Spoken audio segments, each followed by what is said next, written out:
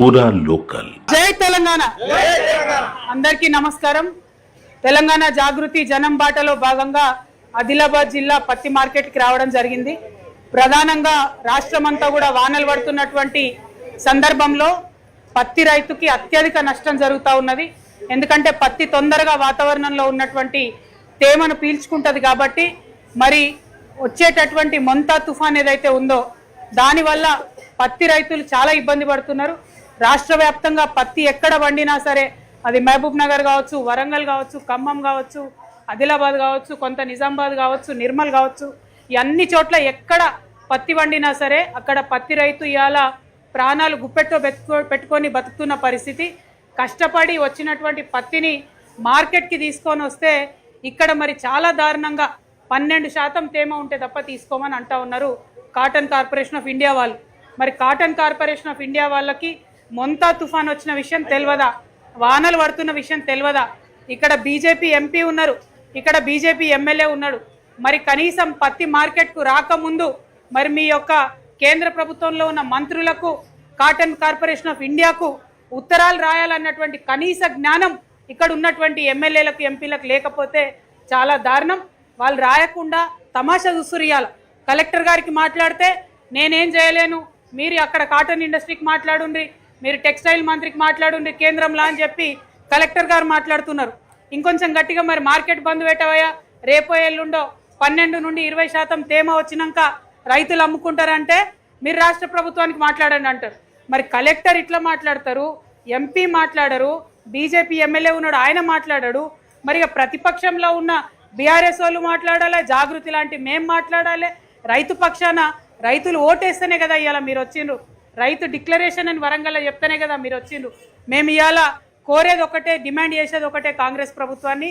ఇక్కడ ఆదిలాబాద్ పత్తి మార్కెట్లో రైతుల గోస చూస్తుంటే కళ్ళకు నీళ్ళు వచ్చే పరిస్థితి ఉన్నది, కడుపు దరకపోయే పరిస్థితి ఉన్నది। ఒక్కొక్క రైతు ఆ ఒక్కొక్క వెహికల్కి 50,000 రూపాయల నష్టంతో మా కండ్ల ముందే ప్రైవేట్ వాళ్ళకి అమ్ముకొని వచ్చి ఇస్తూ ఉంటే ఏమి చేయలేక బాధ అవుతూ ఉన్నది। నేను కోరేది ఒకటే, సీఎం గారిని, మీరు జూబ్లీ హిల్స్ ఎన్నికల్లో ప్రచారం చేసింది చాలు, ఆ ఒక్క ఎలక్షన్ గెలిచినా ఓడిపోయినా ఏ పార్టీకి వచ్చేది ఏం లేదు, ఏ రైతుకు వచ్చేది ఏం లేదు, కానీ ఆ ఎలక్షన్లు పక్కకు పెట్టి మన రాష్ట్రంలో రైతుల పరిస్థితి ఎట్లుందో దయచేసి సీఎం గారు ఇమ్మీడియట్గా సమీక్ష చేయాలి, తక్షణమే కొనుగోళ్ళను ఆపాలి। లేదంటే మార్కెట్లో మీరు చెప్పండి 20 నుంచి 25% ఉన్నా సరే తేమ కొనమని చెప్పండి। వాళ్ళు పాపం ఆటోలు కట్టుకొని, ట్రాక్టర్లు కట్టుకొని ఈడి దాకా తీసుకొచ్చారు, వెనక్కి తీసుకుపోరాదు, ప్రైవేట్ వాళ్ళకి అమ్ముకోరాదు, మీరేమో కొంటలేరు। ఇవన్నీ పరిస్థితులు దయచేసి చూడండి। ఒక్క పత్తే కాదు, మక్కకు అదే పరిస్థితి ఉంది, సోయాకు అదే పరిస్థితి ఉంది, వరికి అదే పరిస్థితి ఉంది। ఇదివరకు ప్రభుత్వంలో, బీఆర్ఎస్ ప్రభుత్వంలో తేమ వచ్చినా, బూజు పట్టినా, మొలకలు వచ్చినా కూడా చివరి గింజ వరకు కొన్నాం। అదే చిత్తశుద్ధి ఏ ప్రభుత్వం వచ్చినా తెలంగాణలో అది రూల్ కావాలి, ఈ పార్టీ ఆ పార్టీ అని కాదు, రైతుకి లాభం జరగాలన్నదే ప్రధానమైన రూల్ తెలంగాణకు కావాలి। తెలంగాణ ఉట్టిగా తెచ్చుకోలేదు, మీరందరూ అధికారంలోకి రావడానికి తెచ్చుకోలేదు, తెలంగాణ తెచ్చుకున్నది రైతులు బాగుండడానికి। నేను ఇవాళ డిమాండ్ చేస్తున్న కాంగ్రెస్ పార్టీని, డిమాండ్ చేస్తూ ఉన్న బీజేపీ పార్టీని, ఇక్కడ పాయల్ శంకర్ అన్న గారు అసెంబ్లీలో వాళ్ళ పక్ష నేత కూడా ఉన్నారు బీజేపీ పార్టీకి, మీరు చెప్తే ఖచ్చితంగా మోడీ గారు వింటారు। మీరు ఇమీడియట్గా కేంద్ర ప్రభుత్వానికి మాట్లాడండి, మీరు ఇమీడియట్గా కేంద్ర మంత్రికి మాట్లాడండి, తక్షణమే మధ్యాహ్నం లోపల 20 నుంచి 25% లోపల తేమ ఉన్న పత్తి కొనాలని రిజల్ట్ తీసుకురండి, లేకపోతే ఇక్కడ ఉన్న ఇంతమంది రైతుల ఉసురు ఖచ్చితంగా మీకు తగులుతుందని చెప్పి నేను హెచ్చరిక చేస్తూ ఉన్నాను। రైతుల పక్షాన నిలబడాలని ప్రభుత్వాన్ని డిమాండ్ చేస్తున్నా।